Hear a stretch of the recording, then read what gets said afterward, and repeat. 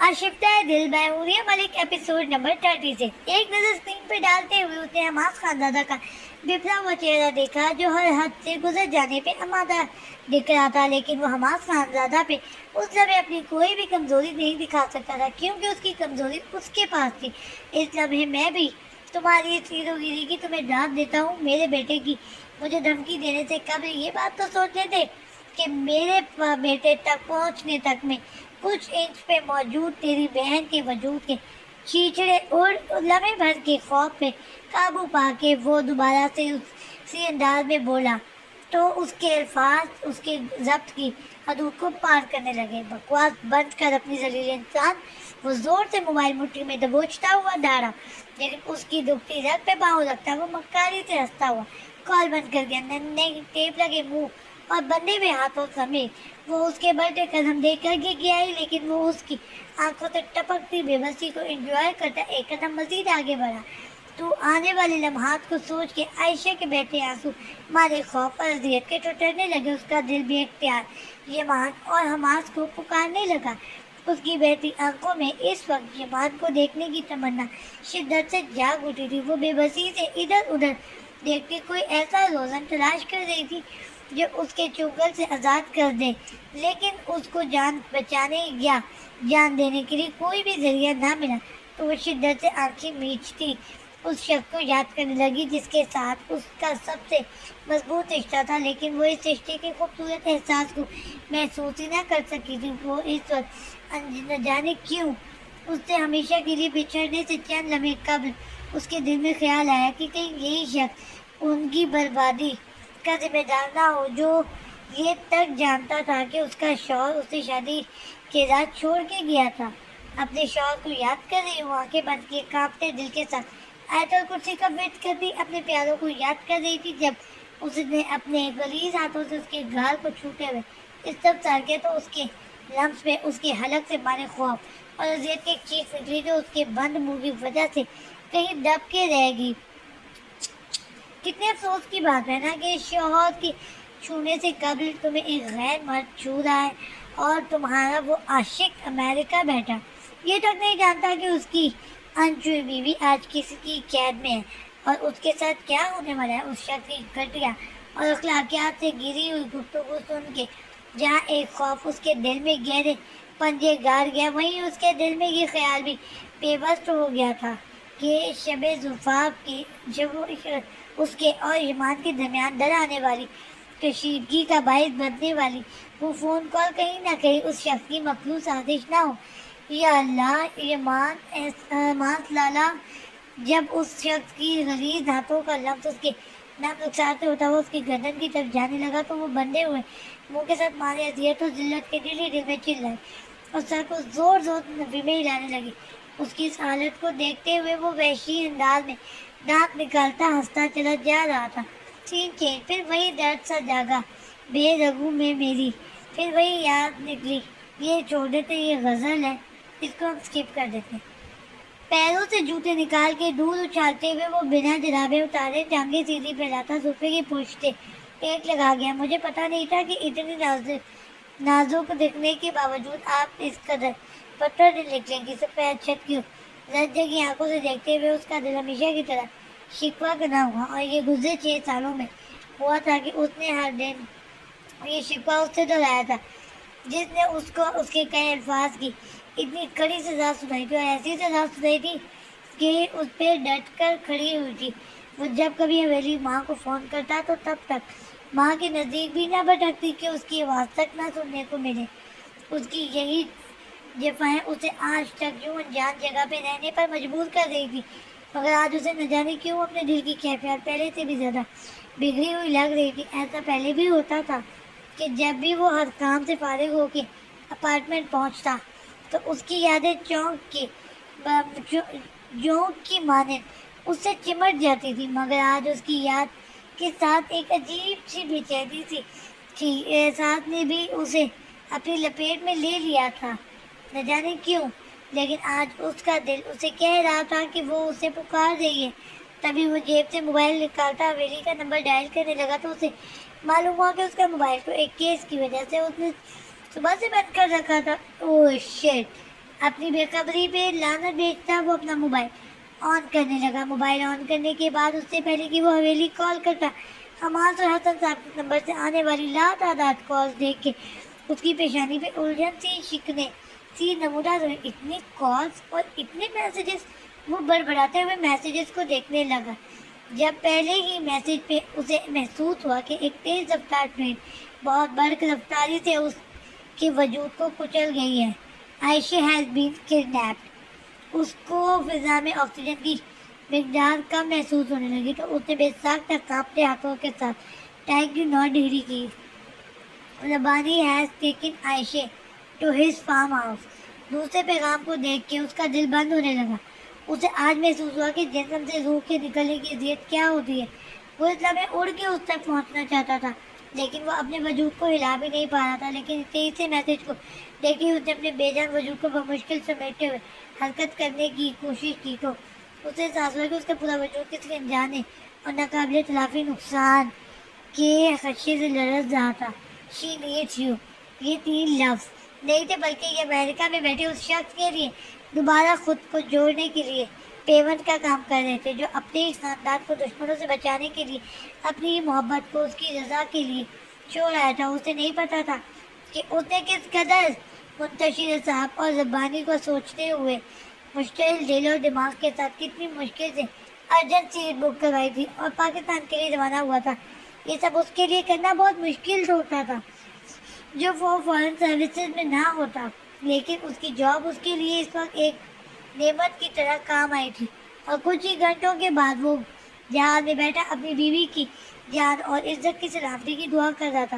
وہ جانتا تھا کہ آدھے اتنے گھنٹے قبل کیے گئے میسیجز کو کچھ گھنٹے قبل پڑھنے کے بعد وہ جب تک پاکستان پہنچے گا تو کچھ بھی ہو چکا ہوگا، لیکن اسے خدا پہ یقین تھا جو اسے اس حال میں مایوس اور نا امید نہیں کرے گا اور اس کی بیوی کی عزت کی حفاظت کرے گا۔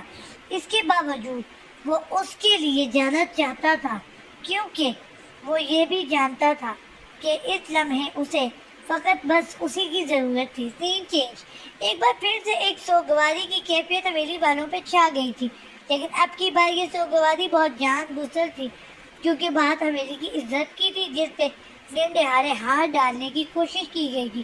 لال حویلی میں موجود نورے اپنی اماں اور ساس کے درمیان بیٹھی انہیں تسلی دینے کی کوشش کر رہی تھی جو مسلسل روتے ہوئے عائشہ کی زندگی اور عزت کی سلامتی کے لیے دعا گو تھی۔ میں نے کہا تھا حسن صاحب سے کہ یہ سیاست کی گندی راہ چھوڑ دے کیونکہ اس سے سوائے ذلت اور موت کے کچھ نہیں ملتا، لیکن انہوں نے میری ایک نہ سنی بلکہ میرے بیٹے کو بھی اس گن میں لے گئے جس کا انجام میری معصوم بچی بھگت رہی ہے۔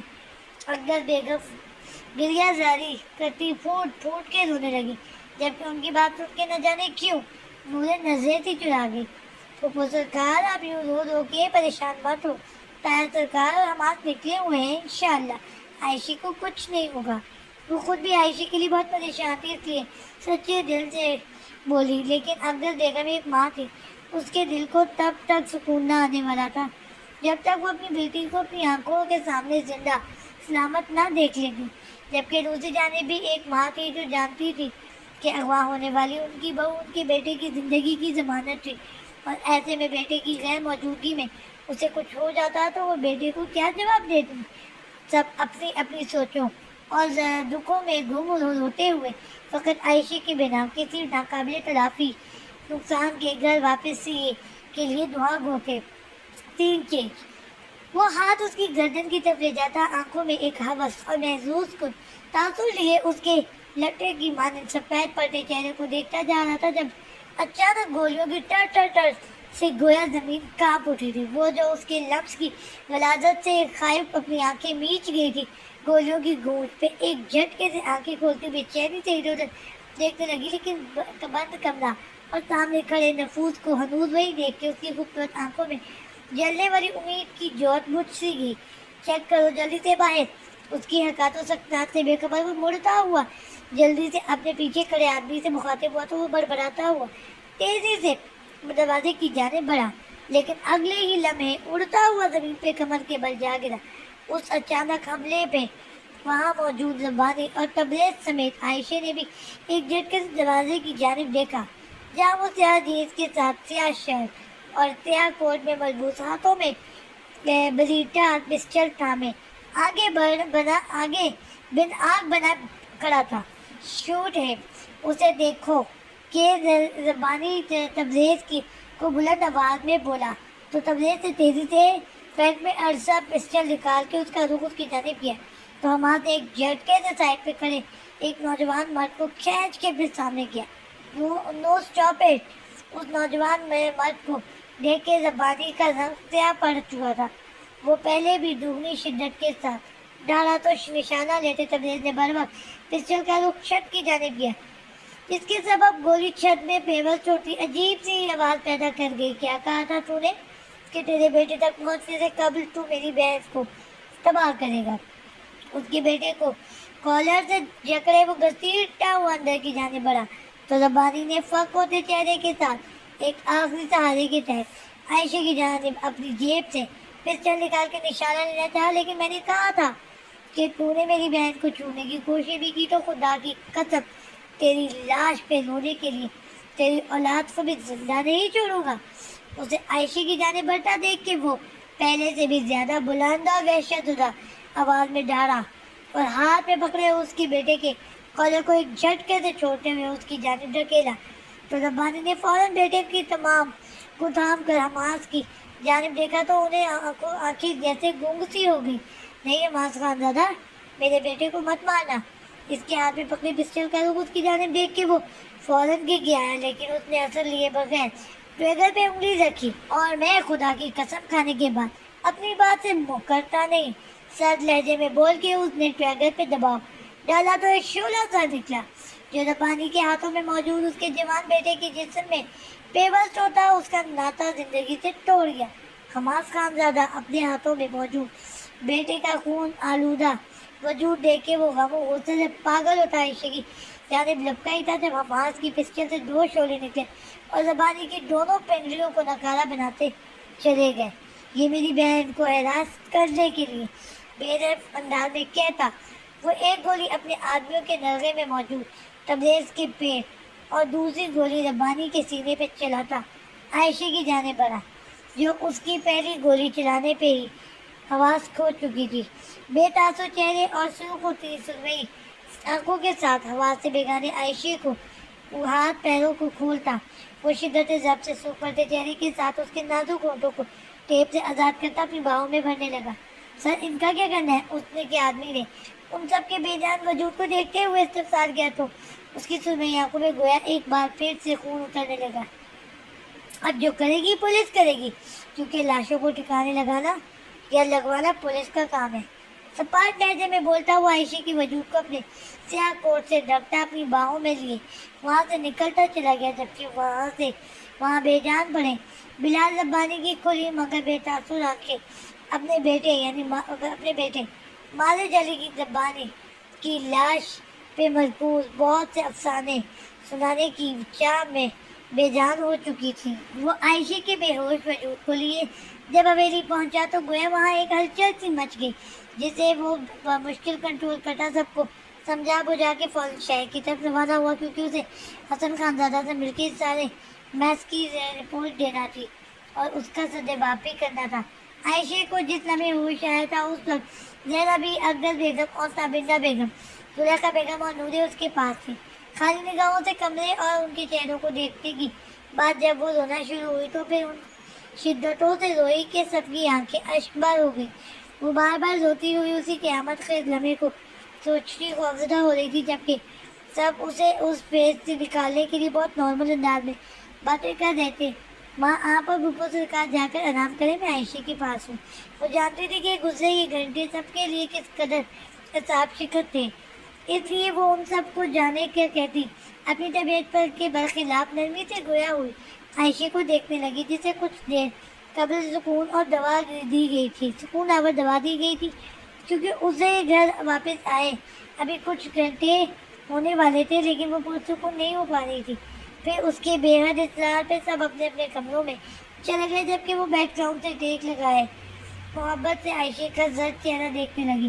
وہ اس کے چہرے کو دیکھتی سوچوں میں گم تھی جب اس کے موبائل کی رنگ ٹیون بجی اس کی نے اسکرین کی جانب دیکھا تو حماس کا نمبر جگمگا رہا تھا. اس نے تعجب سے گھڑی کو دیکھتے ہوئے کال پہ کی. السلام علیکم، حماس خان دادا اسپیکنگ.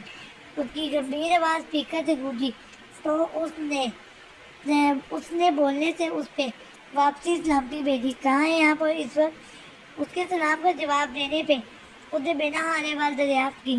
سنجیدگی سے استفسار کیا تو اس کی پیشانی شکن آلود ہوئی. لانگ ڈرائیو پہ ہوں، خیریت؟ اس کے بے تکے اور بے موقع سوال پہ اس نے چڑے ہوئے انداز میں جواب دیا تو حماس نے ضبط سے موبائل کی جانب دیکھا اور پھر اسپیکر پہ ہاتھ رکھ کے ایمان کی جانب دیکھا. اتنا مشکل تجھے برداشت کرنا نہیں تھا جتنا بعض اوقات تمہاری بہن کی فضول گوئی کا کرنا ہو جاتا ہے. اس کی بات پہ ایک ٹینشن کا شکار ایمان بھی لہر بھر کو مدھم سا مسکرا دیا، لیکن کہا کچھ نہیں. نورے اب کہاں ہے؟ ایمان کو ٹکڑا لگا کے وہ واپس اس کی کال کی جانب متوجہ ہوا تو اس کی بھیلے تک لہجے پہ وہ فوراً جذبوز ہوئی. عائشہ کے پاس ہوں. آپ کے لہجے میں ایک شاکی پنسر تھا، گلا ہوا تھا. اس کے انداز میں ناگواری گزری.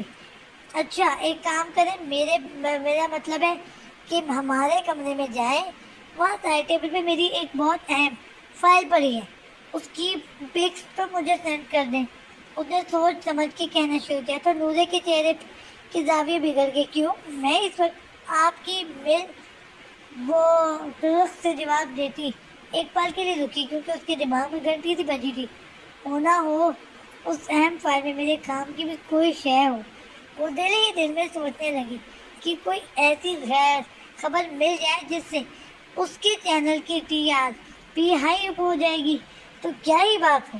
یہی سوچ کر اس نے فوراً بات بدلتے ہوئے حامی بھر لی اور فوراً کال بند کر کے ایک نظر عائشہ کو دیکھ کر بیڈ سے اتری. سین چینج.